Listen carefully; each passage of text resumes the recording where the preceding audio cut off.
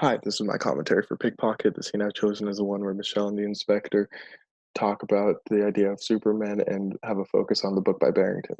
The scene opens with Michelle playing pinball, which is kind of his way of improving his pickpocketing skills and trying to become one of the Supermen. It then pans up to the inspector walking into the shot and shows a contrast between the three characters, where two of them have very nice suits that are unbuttoned, whereas Michelle has a buttoned up jacket. It's a bit too big for him, kind of showing that he's trying to hide something, but underneath that jacket is just a plain white shirt and a dull black tie, which shows that he doesn't really have much to hide in and of himself.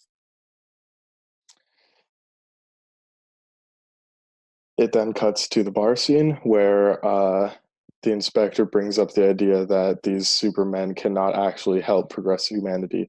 And then Michelle replies by saying, "You never said that," but it's really interesting because the scene still stays focused on the inspector with this over the shoulder shot and shows that Michelle doesn't really mean what he's saying. He's trying to kind of hide the fact that he actually believes that these supermen can improve society.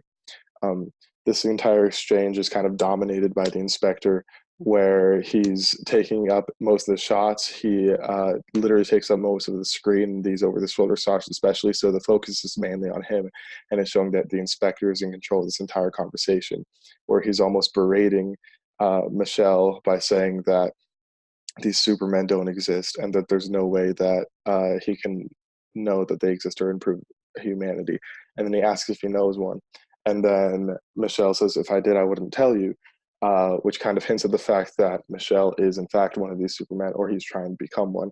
And the inspector replies with, "Of course," which kind of really shows that he's seen past it aside. He knows that Michelle thinks he's one of them. He then grabs the book from Jacques, and he says, "Oh, Barrington, I've never heard of him," which is kind of showing that he's discrediting this whole idea of Superman and kind of trying to show Michelle that his entire idea of this Superman and this whole kind of point to Michelle's morality is useless. And then he walks away, giving him back the book, saying to come to my office later. And then he doesn't say goodbye, just kind of the camera dollies towards him and shows him walking away.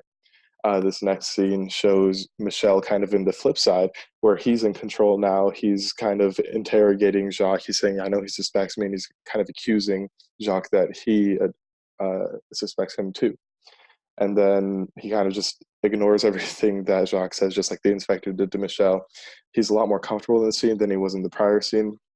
And then he just takes the book kind of like the inspector did, and he again in this walks away, and it just shows him walking away just like the inspector did without saying goodbye, kind of discrediting what he was talking about. In this scene, he then is waiting for him, and again, it just kind of shows the inspector establishing the dominance since he's kept him waiting for so long, even though the inspector isn't even in the shot.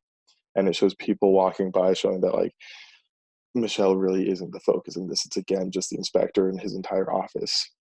He walks in and he gives the inspector the book. The inspector says, "What book?" "Oh yeah, Barrington." And again, he's trying to show that this is his entire idea is kind of useless. And the special thing about the shots here is that it's really again showing the focus on the inspector. When it cuts to just Michelle, Michelle takes up a very small amount of the screen, whereas when it's the inspector is the main focus. Um, he then shows the inspector the idea of the hooks and trying to give him some evidence that, hey, he is one of these Superman. He's able to make these hooks to be able to improve his craft to then influence the morality of society. And the inspector pulls out a hook of his own, um, and he tells them that he's made 15 of these, which kind of takes Michelle aback quite literally when it pans out and shows Michelle inspecting it and kind of looking at it and realizing that, hey, maybe this whole idea of Superman isn't true if any ordinary man can actually make these hooks that would apparently help them become these Supermen.